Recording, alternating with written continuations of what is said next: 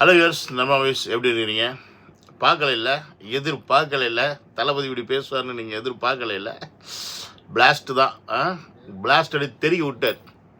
நேற்று வரைக்கும் அவன் மீடியாவில் உட்காந்து புலம்பிக்கிட்டு இருந்தான். இவர் என்னப்பா இப்படி அரசியல் பண்ணுறாரு, இவர் வந்து ஒரு ரூமுக்குள்ளே வந்து இது பண்ணுறாரு, ஆள்களை கூப்பிட்டு வந்து பேச போகிறாரு, இப்படி தான் கரூருக்கு வந்து நிகழ்ச்சியில் வந்து அந்த மக்களை வந்து சந்திக்கிறதுல வந்து மகாபலிபுரத்தில் கூப்பிட்டு வந்தார். ஆனால் அவங்க சைட்லேருந்து தமிழக சைட்லேருந்து ஒன்றுமே அப்டேட் கொடுக்கல.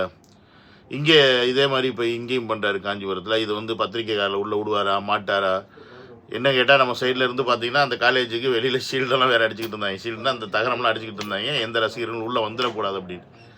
ஸோ இப்படி இதெல்லாம் பார்த்துட்டு கேலியும் கிண்டலும், இவர் என்ன மாதிரி அரசியல் பண்ணுறாரு, இந்த அரசியல் ரொம்ப புதுசாக இருக்குது, மக்களை போய் சந்திக்க மாட்டேங்கிறாரு, மக்களை சந்திக்காமல் மக்கள் கூப்பிட்டு வந்து இவர் சந்திக்கிறாரு, என்னையா பண்ணுறாரு, என்னையா அரசியல் பண்ணுறாரு அப்படின்னு புலம்புற எல்லாருக்கும் பொலேர் பொலேர் பொலேர்னு விட்டார். பொலேர் பொலேர்னு விட்டார் அப்படியே ஸ்பீச்சில். ஐயோ, வேறு லெவல் பிளாஸ்ட் ஸ்பீச்சு. நான் எதிர்பார்த்தேன். ஏன்னு கேட்டிங்கன்னா, கிட்டத்தட்ட ஒரு 55 நாட்களுக்கு மேலே மௌனம், அமைதி. எப்பயுமே ஒரு எரிமலை வெடிக்கிறதுக்கு முன்னாடி சிம்டம்ஸ் காட்டு. எரிமலை பார்த்திங்கன்னா ரொம்ப அமைதியாக இருந்துச்சுன்னு வச்சுக்கோங்க, அந்த ஊர் மக்கள்லாம் கொஞ்சம் சந்தேகப்பட ஆரம்பிச்சிருவாங்க.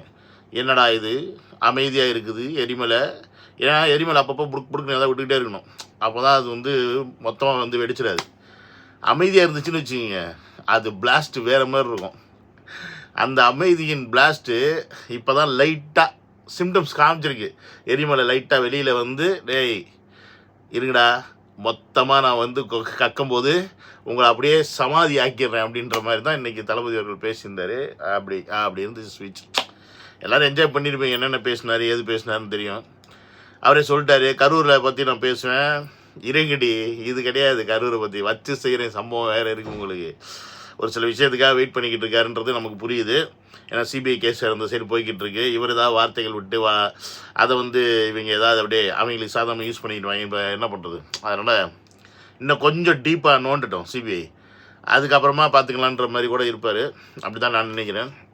பட் மற்றபடி இந்த ஸ்பீச்சில் வந்து நான் ரொம்ப பார்த்த விஷயம் என்ன அப்படின்னு கேட்டிங்கன்னா, கொள்கையை பற்றி பேச தெரியல, கொள்கைனா என்னென்னு தெரியல அப்படின்னு கலாய்ச்சதை பற்றி பேசினதாக இருக்கட்டும், அதுக்கப்புறமா வந்து தற்கூரின்னு சொல்லக்கூடிய அந்த விஷயத்தை எடுத்து கேள்வி கேட்டதாக இருக்கட்டும், அறிவி திருவிழான்னு சொல்லிட்டு நீங்கள் அவதூறு பட்டிக்கிட்டு இருக்கீங்க டிவிகே பற்றி அப்படின்னு சொல்லி டைரக்ட் அட்டாக்கு திமுக அடி நடிச்சதாக இருக்கட்டும். இப்படி கரண்ட்டில் நம்ம பசங்க என்னெல்லாம் வந்து ஃபேஸ் பண்ணுறாங்களோ, விச்சிரவால்ஸ் என்னெல்லாம் ஃபேஸ் பண்ணுறாங்களோ, இந்த ஆப்போசிட்டில் இருக்க இந்த கொத்தடிமை டீம்ஸ்கிட்ட நாய்டம்லர் குரூப்னாலேயும் என்ன மாதிரியான விஷயங்கள்லாம் வந்து நம்மளை அஃபெக்ட் பண்ணுதோ, அது எல்லாத்துக்கும் செருப்பை கழட்டி பொலேர் நடிச்சிட்டார். அப்படி தான் இருந்துச்சு. யாரை பார்த்து தற்கொலைன்னு சொல்கிறீங்க, யாரை பார்த்து ஏன் தற்கொலைன்னு சொல்கிறீங்க அப்படின்னு டேரெக்டாக கேட்குறாரு. ஏன்னா அவர் வைக்கக்கூடிய பாயிண்ட்டு, நான் நேற்று கட்சி ஆரம்பித்து இன்றைக்கி என்னை மக்கள் தேடி வர்றாங்க, இன்றைக்கி என்னை மக்கள் வந்து ஆதரிக்கிறாங்க. அப்போ என்னை தேடி வரக்கூடிய, என்னை ரசிக்கக்கூடிய என்னுடைய தொண்டர்கள், ரசிகர்கள், மக்கள் எல்லாரும் என்னை பார்க்க வருபவர்கள். அவங்க தற்கூரி அப்படின்னா, இவங்க தானடா உங்களுக்கு ஓட்டு போட்டாங்க, அப்போ இவங்க ஓட்டு போடும்போது இப்போ நீங்கள் என்ன தற்கூரி மயிலாக இருந்தீங்க அப்படின்னு அந்த மானா மட்டும்தான் போடலை, அவர் நான் போட்டுக்கிறேன் அப்படின்னு நல்லா காரி துப்பிட்டார் மூஞ்சி மேலே. இப்போ இந்த மூஞ்சியை கொண்டு எங்கே வைப்பாங்க? அவங்களுக்கு வெக்கமான சூடு சோறணும் எதுவுமே இருக்காது. அதையும் இப்படி தொடச்சி விட்டு அடுத்து திருப்பி அதே மாதிரி தான் பண்ணிக்கிட்டு இருப்பாங்க, லூசு பயிலுங்க. ஸோ அந்த மாதிரி ஒரு விஷயத்தை வந்து நல்லா பளிச்சுனுக்கு போட்டு இது பண்ணார், அடி நடித்தார். அதுக்கப்புறமா முக்கியமாக காஞ்சிபுரத்தை வந்து ஏன் சூஸ் பண்ணேன், காஞ்சிபுரத்தை வந்து ஜென்ரலாகவே அவருக்கு வந்து பார்த்திங்கன்னா ஃபஸ்ட்டு காஞ்சிபுரத்தை வந்து சூஸ் பண்ணது வந்து பரந்தூருக்காக சூஸ் பண்ணார். விவசாயிகள் பிரச்சனை மூலியமாக நம்ம வந்து மக்கள் சந்திப்பை ஆரம்பிப்போம் அப்படின்றது தான் பரந்தூருக்காக ஆரம்பித்தார். பட் இந்த காஞ்சிபுரம் வந்து பர்பஸ்லி இது காஞ்சிபுரத்துக்காகவா அப்படின்னு கேட்டிங்கன்னா இல்லை, சேலம் தான் வந்து தளபதி அவர்கள் வந்து கேட்டது. ஏன்னா December 4 சேலத்தில் வந்து மக்களை சந்திக்கலாம் அப்படின்றதுக்காக தான் பர்மிஷன் கேட்டாங்க. பட் அதுக்கு தான் இவங்க ஏகப்பட்ட பிக்காளித்தனம் வேலை பண்ணி வச்சுருந்தாங்களே. அத்தனை நேற்று வீடியோவில் சொல்லியிருந்தேன், எல்லாத்தையும் பொறுப்பெல்லாம் இவங்க தான் ஏற்றுக்கணும், இதெல்லாம் பண்ணிக்கணும், அது என்ன அசமாதானம் நடந்தாலும் அவங்க தான் பொறுப்பு ஏற்றுக்கணும். இப்போ இதை வந்து எப்படின்னா, இது ஏன் இப்போ செஞ்சுருக்காருன்னு எனக்கு தெரியும். அதுதான் தளபதி. அவருடைய ஸ்ட்ராட்டஜி ஒன்று இருக்குது பாருங்க, இவங்களை வந்து குழப்புது. என்னடா டிசம்பர் 4ஆம் தேதி சேலத்தில் கேட்டுட்டு டப்புன்னு காஞ்சிபுரத்தில் வந்து இன்றைக்கி வந்து இந்த மீட்டிங்கை போட்டுக்காரு அப்படின்னா நாளைக்கு கோர்ட்டில் போய் ஆப்பு வைக்க. என்னது? கோர்ட்டில் போய் ஆப்பு வைக்க. இப்போ கோர்ட்டில் வாதாடும்போது என்ன பண்ணுவாங்கன்னா, கட்சி நடத்துவர், அதாவது ஒரு கட்சி ஒரு ப்ரோக்ராம் நடத்துது, ஒரு பிரச்சாரம் செய்யுதுன்னா அங்கே நடக்கக்கூடிய அனைத்து பொறுப்புகளையும் அந்த கட்சி நிர்வாகமே எடுத்துக்கணும். அப்படின்னா பொதுவெளியில் பண்ணும்போது எப்படி எடுத்துக்க முடியும்னு ஒரு கேள்வி வைப்பாங்க. இப்போ நாங்கள் காஞ்சிபுரத்தில் ஒரு 2000 பேர் ஹாலை போட்டு நாங்கள் கூப்பிட்டு நாங்கள் வச்சுட்டோம், இதே எங்களுடைய கண்ட்ரோலில் நாங்கள் வச்சுக்க முடியும், எங்களுடைய தொண்டர் படைகள் எங்களுக்கு இருக்கக்கூடிய இன்ஃப்ராஸ்ட்ரக்சரை வச்சு நாங்கள் வேறு யாரும் உள்ளே வராமல் நாங்கள் யார் வரணும்னு ஆசைப்படுறோமோ அவங்க மட்டும் வந்தால் போதுன்னு QR கொடுத்து நாங்கள் உள்ளே ஏற்றிப்போம். பட் பொதுவெளியில் ஒரு காவல்துறை எங்களுக்கு அனுமதி கொடுக்கும்போது நாங்கள் பொதுவெளியில் பொதுமக்களுக்கான நாங்கள் பிரச்சாரத்துக்கு கேட்கும்போது எப்படி நாங்கள் கண்ட்ரோல் பண்ண முடியும்? ஏன்னா பொதுவெளியிலே எங்கேருந்து யார் வருவா, யாரோட ஆட்கள் உள்ளே இருப்பாங்க அப்படின்றது யாருக்குமே தெரியாது. ஸோ இது திமுகவுக்கு வச்ச செக்கு. இப்போ இவங்க நாக்கு பிடிக்கிட்டு சாவாங்க. கோர்ட்டில் இந்த ஆர்குமெண்ட்டை வச்சா இவங்க நாக்கு பிடிக்கிட்டு சாவாங்க. ஜட்ஜி கேட்பார், ஆமாம் அவர் கேட்குறது கரெக்டு தானே, அவர் ஒன்று ஹாலில் நடத்தணும், ஹாலில் 2000 பேருக்கு மேலே சேர முடியாது, அல்ல 3000 பேர் மேக்ஸிமம் சேரலாம், பட் அவருக்கு கூட்டம் தான் அதிகமாக வருதில்ல, அப்போ நீ பொதுவெளியில் கொடுக்குறனா உன்னோட பங்கு என்னன்னு காவல்துறை பார்த்து கேட்பார்ல, அப்போ என்ன பண்ணுவாங்க? அப்போ அரசாங்கம் என்ன பண்ணுவோம்? ஸோ இந்த SOPக்கு வச்ச ஆப்பு தான் இந்த காஞ்சிபுரம். அதுதான் இது சடன் ட்விஸ்ட்டு. அதாவது இங்கே நான் பலவாட்டி சொல்லியிருக்கேன், தமிழக வெற்றி கழகத்தில் ஒரு கட்டத்தில் பிரசாந்த் கிஷோர் வந்துட்டு போயிட்டார். என்ன சொன்னார்? விஜய் அவர்களுக்கு ஸ்ட்ராட்டஜிஸ்ட்லாம் தேவையில்லை, அவர் பார்த்துப்பார் அப்படின்னார். அவருக்கு வந்து சாலிடாக 20% வாட்டு பார்க்குறக்கு அவரோட ஃபேஸுக்கு அப்படின்னார். விச் மீன்ஸ் ஹி நோஸ் இங்கே விஜய் தான் மிகப்பெரிய ஸ்ட்ராட்டஜிஸ்ட். தமிழ்நாட்டுடைய இந்த தேர்தலில் விஜயோட தான் மிகப்பெரிய ஸ்ட்ராட்டஜிஸ்ட். அவர் ஜான ஆரோக்கியசாமியாக இருக்கட்டும், இல்லை பிரசாந்த் கிஷோர் போன்றவர்களாக இருக்கட்டும், ஆதவர்ஜுனா போன்றவர்களாக இருக்கட்டும், இவங்கெல்லாம் சின்ன சின்ன ஹிண்ட் கொடுப்பாங்க.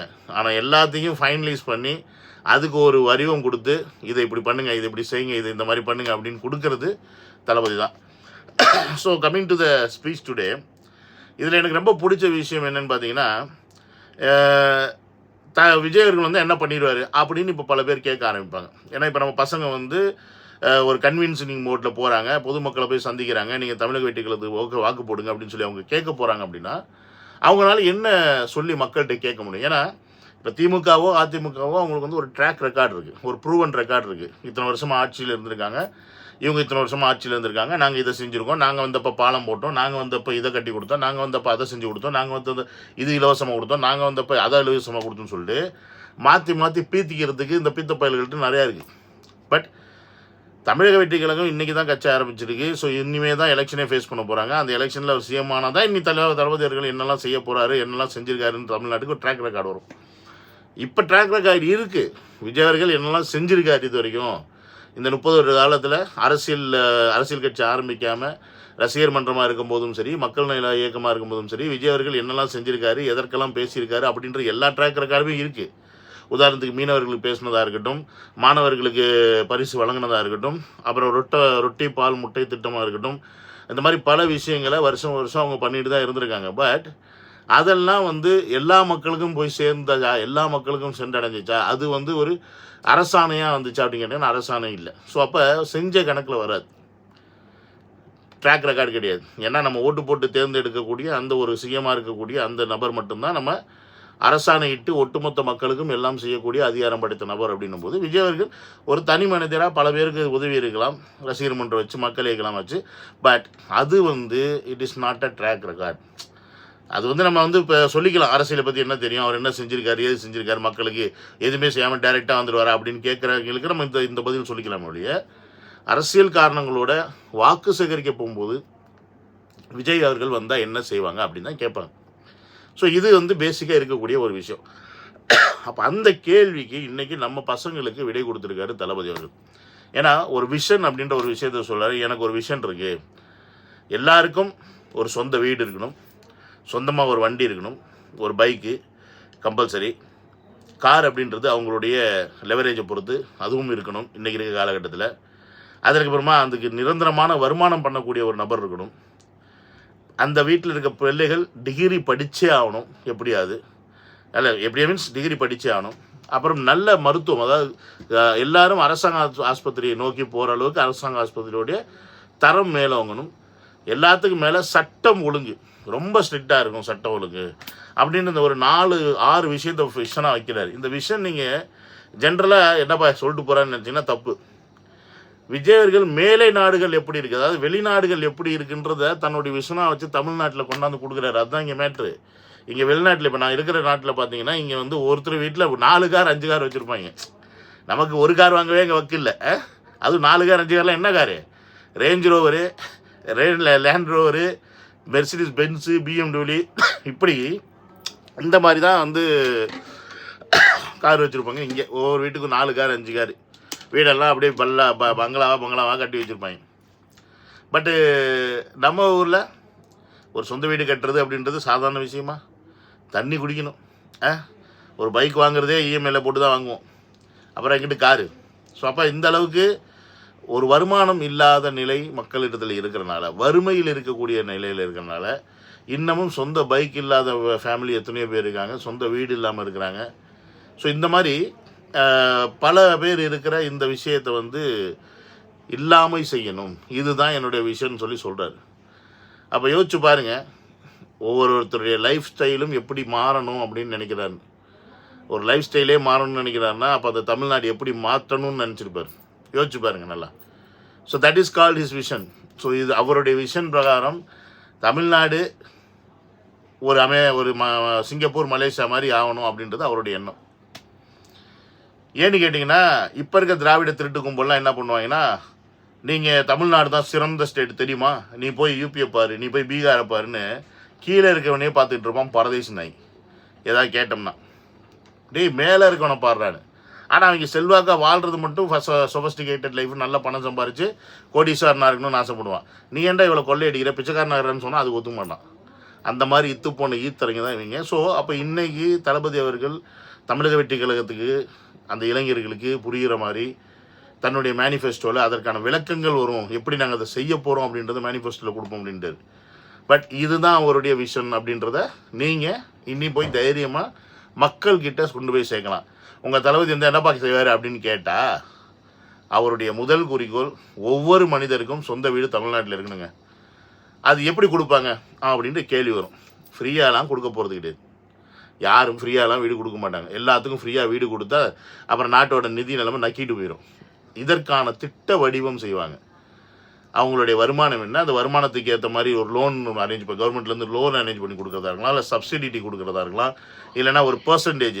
எனக்கு தெரிஞ்சு கேரளாலலாம் பார்த்தீங்கன்னா ஒரு குறிப்பிட்ட அமௌண்ட் வந்து நீங்கள் கையில் வச்சுருக்கீங்க, 2 லட்சமோ 3 லட்சமோ 5 லட்சமோ வச்சுருக்கீங்க அப்படின்னா உங்களுடைய பட்ஜெட், வீடு கட்டுறதுக்கு ஒரு பட்ஜெட்டுக்கு ஏற்ற மாதிரி 50%, 70%, 60% வந்து கவர்மெண்ட் வந்து கொடுத்து ஹெல்ப் பண்ணுது. நீ வீடை கட்டி முடிச்சுட்டு அதுக்கப்புறமா நீ பொறுமையாக ஆட அப்படின்னு. சேம் லைக் பேங்க் தான். அண்ட் நம்ம போய் ஒரு ஹவுசிங் லோன் போடணும் அப்படின்னா ஏகப்பட்ட டாக்குமெண்ட்ஸ் கேட்பாங்கல்ல, அங்கே கேரளாவில் அப்படி கிடையாது. ஸோ அந்த மாதிரி இங்கே பல ஸ்கீம்ஸ் வந்து இவர் கொண்டு வரதுக்கான வாய்ப்புகள் இருக்குது.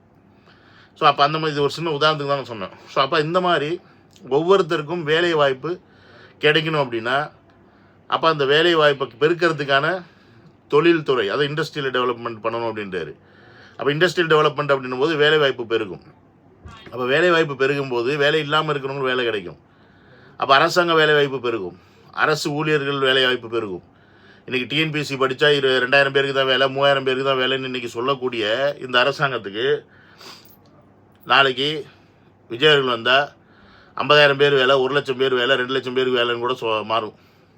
அப்போ என்ன மாதிரியான திட்டங்களை வகுக்க போகிறாங்க அப்படின்றது நீ மேனிஃபெஸ்டோ வரும்போது தான் தெரியும். பட் விஷன், அவருடைய அந்த எண்ணம் அது சரியாக இருக்குது. ஸோ இதை நீங்கள் மக்கள்கிட்ட கொண்டு போய் இன்னி தாராளமாக சேர்க்கலாம். மற்றபடி இதை திருட்டு திமுக போட்டு பொழக்கிறதுலாம் இன்னி தளபதி பார்த்துப்பார். ஏன்னா அவரே சொல்லிட்டாரு, நான் அடிக்க ஆரம்பிக்கவே இல்லையாடா, என்னது நான் அடிக்க ஆரம்பிக்கவே இல்லை, அதுக்குள்ளேயே அலறீங்க அப்படின்னு சொல்லி அவரே சொல்லிட்டாரு. ஏன்னா இன்றைக்கி பாலாறில் எவ்வளோ ஊழல் பண்ணியிருக்காங்க, எவ்வளோ மண்ணல் இருக்காங்க, மண்ணில் எவ்வளோ மாஃபியா பண்ணியிருக்காங்க, எத்தனை லட்சம் கோடி, எத்தனை 1000 கோடி வந்து ஊழல் பண்ணியிருக்காங்க அப்படின்றத இன்றைக்கி போட்டு உடைச்சார். இனி அடுத்தடுத்த மீட்டிங்கில் அதே மாதிரி வரும். விச் மீன்ஸ் அவர் டைரெக்டாகவே த்ரிட்டன் பண்ணுறாரு. ஊழல் பண்ணி உக்காந்துருக்க உன்னைக்கே இவ்வளோ இருந்துச்சுன்னா உண்மையான உழைப்பில் சம்பாதிச்சு மக்களோட மனசில் இடம் பிடிச்ச எனக்கு எவ்வளோ இருக்கும், என்ன நீ சீண்டிட்டில்ல நீ என்னையும் சீண்டிட்ட, என் மக்களையும் சீண்டிட்டில்ல. கில்லி படத்தில் சொல்கிற மாதிரி தான், இந்த ஊர் அந்த ஊர் எந்த ஊர் இருந்தாலும் ஆள் ஏரியாவில் ஐயா கில்லி அப்படின்ற மாதிரி இன்னைக்கு பேசின ஸ்வாகும் பேசின விதமும் அதுலேயும் ஜனநாயகம் பிளாஸ்ட்டு ஐயோ சார், வேற level Thalapathy. We are expecting more. பத்தலை, எங்களுக்கு பத்தலை, இன்னும் பத்தலை, இன்னும் வேணும் அப்படி தான் இருக்குது. எனக்கு உண்மையாலுமே செம்மையாக இருந்துச்சு ஸ்பீச் பார்க்கும்போது. அது ரொம்ப நேரம் வேறு பேசினார், கிட்டத்தட்ட ஒரு 30 நிமிஷமாக பேசியிருப்பார் ஆல்மோஸ்ட்டு. ஆனால் எனக்கு தெரிஞ்சு இவர் பிரச்சாரத்துக்கு போய் நின்று பேசுறது விட இந்த மாதிரி அரங்கில் பேசுறது நான் பெட்டர் நான் ஃபீல் பண்ணுறேன். ஏன்னு கேட்டிங்கன்னா, தளபதி போனால் கூட்டம் வரும் அப்படின்றது தளபதி ப்ரூவ் பண்ணிட்டார். 2 மாநாடு, 4 பிரச்சாரம், 5 பிரச்சாரத்துக்கு போனார், 6 பிரச்சாரத்துக்கு எந்த அளவுக்கு கூட்டம் வருதுன்றத தளபதி காமிச்சார். சரி, நான் எங்கே போனாலும் திருவிழா தாண்டா, நான் எங்கே போனாலும் மாநாடு தாண்டா அப்படின்னு ஜட்ஜி வாயிலே சொல்ல வைக்கக்கூடிய அளவுக்கு கூட்டத்தை தளபதி அவர்கள் இன்றைக்கி இருக்கக்கூடிய இந்த திராவிட கட்சிகளுக்கு காமிச்சு பேதியை கிளப்பி விட்டார். நம்ம பசங்க அந்தளவுக்கு அதை செஞ்சு விட்டாங்க. இனி தளபதி அவர்களுக்கு கூட்டம் காமிக்க வேண்டிய அவசியம் கிடையாது. இனி அவர் வந்தால் கூட்டம் வரும் அப்படின்னு சொல்லக்கூடிய லெவலில் அவர் கிடையாது. அவர் அதெல்லாம் கிராஸ் பண்ணி போயிட்டார். இனி தளபதி அவர்கள் பேசக்கூடிய விஷயங்கள் மக்கள்கிட்ட போய் சேரணும். அப்போ எனக்கு தெரிஞ்சு இந்த மாதிரி ஒரு ஹால் கான்ஃபரன்ஸில் இவர் பேசும்போது அதை கேட்பவர்கள் ரொம்ப அமைதியாகவும் கேட்பாங்க. பேசுகிற விஷயங்கள் ரொம்ப ஷார்ப்பாக போய் சேரும், எல்லா மக்களிடத்திலும் போய் சேரும். பிரச்சாரம் பண்ணும்போது அந்த சத்தத்தில் அவர் பேசுகிற விஷயங்கள், மைக் பிரச்சனை, அந்த பிரச்சனை, இந்த பிரச்சனைலாம் வருது. அதில் பேசும்போது சரியாக கேட்காம போயிடுதுன்ற ஏகப்பட்ட சிக்கல் இருக்குது. ஆனால் இங்கே ஒரு சேஃபாக தான் என்ன பேசணும், தான் என்ன பேச வந்தோமோ அதை அப்படியே டெலிவரி பண்ணுறதுக்கான ஒரு இடமா இருக்குது. அங்கே கூட போனால் எந்த கரூரில் நடந்த மாதிரி திருப்பி ஏதாவது இடத்துல இவங்க கலவரம் பண்ணுறதுக்கு வாய்ப்பு இருக்குது. கல்லை விட்டு அடிக்கலாம், செருப்பு விட்டு அடிக்கலாம், திருப்பி வேறு எதாவது பண்ணுறதுக்கான வாய்ப்பு இருக்குது. டைவெர்ட் ஆகும், டிஸ்ட்ராக்ஷன் ஆகும், பேச வந்த விஷயங்களை விட்டுருவோம். இவங்க போலீஸில் பர்மிஷன் கொடுக்க மாட்டாங்க, 10 நிமிஷம் தான் பேசணும், 5 நிமிஷம் தான் பேசணும்னு சொல்லிட்டு அதுவே நார்மல் டைம் பண்ணுவாங்க. இப்படி இவ்வளோ இடைஞ்சலெல்லாம் விட்டுவிட்டு தளபதி அவர்களே, நீங்கள் என்ன பண்ணுங்க, இந்த மாதிரி ஹாலை புக் பண்ணுங்க, ஹாயாக நின்று செய்ன்னு செய்யுங்க. மக்கள்கிட்ட கொண்டு போய் அந்தந்த ஊரில் அந்தந்த பிரச்சாரத்தில் நீங்கள் எப்படி இப்போ ஒரு எப்படி சொல்ல ஒரு ஸ்ட்ராட்டஜி யூஸ் பண்ணி அந்த மக்களுக்கு அந்த மக்களின் ஊர் பிரச்சனையை எடுத்து பேசி அதற்கான நீங்கள் தீர்வை கொடுக்க போகிற மாதிரி தானே உங்கள் மேனிஃபெஸ்டோ இருக்க போகுது அப்படின்றத நீங்கள் உங்கள் பேச்சு மூலிமா நீங்கள் சொல்கிறீங்க.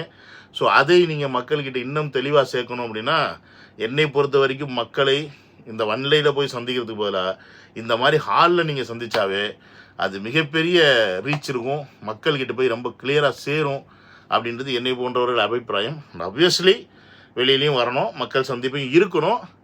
அதில் நம்ம ரொம்ப மெனக்கெட்டு இவங்ககிட்ட பர்மிஷன் வாங்கி இவ்வளோ மெனக்கெட்டுறதுக்கு இது ரொம்ப ஈஸியாக இருக்குது, சிம்பிளாக இருக்குது. வாரத்தில் ஒரு ஸ்பீச்சு, இல்லை வாரத்தில் 2 இடம் சும்மா ஜம்முன்னு இருக்கும். பேசிட்டு நீங்கள் அப்படி போனீங்கன்னா இனி இந்த தருதலை கூட்டத்தை எவன் பார்ப்பான் அப்படின்ற மாதிரி அவங்க என்ன பண்ணுறதுன்னு தெரியாமல் முழிக்க ஆரம்பிச்சிருவாங்க அப்படின்றது என்னுடைய தாழ்மையான கருத்து. தளபதி நீங்கள் இதை என்ன பண்ண போகிறீங்கன்னு பார்த்துங்க அப்படின்றத நான் சொல்லிவிட்டு இந்த வீடியோ முடிச்சுக்கிறேன். தேங்க்ஸ் தளபதி, இன்றைக்கி சூப்பராக பேசுனீங்க. வாழ்த்துக்கள், உங்களுக்கு வாழ்த்துக்கள். பிளாஸ்ட் பண்ணிட்டீங்க. அடுத்த blast waiting, we are waiting and I am waiting அப்படின்னு சொல்லி இந்த வீடியோ முடிச்சுக்கிறேன். சியான வீடியோவில் டேக் கேர், பை.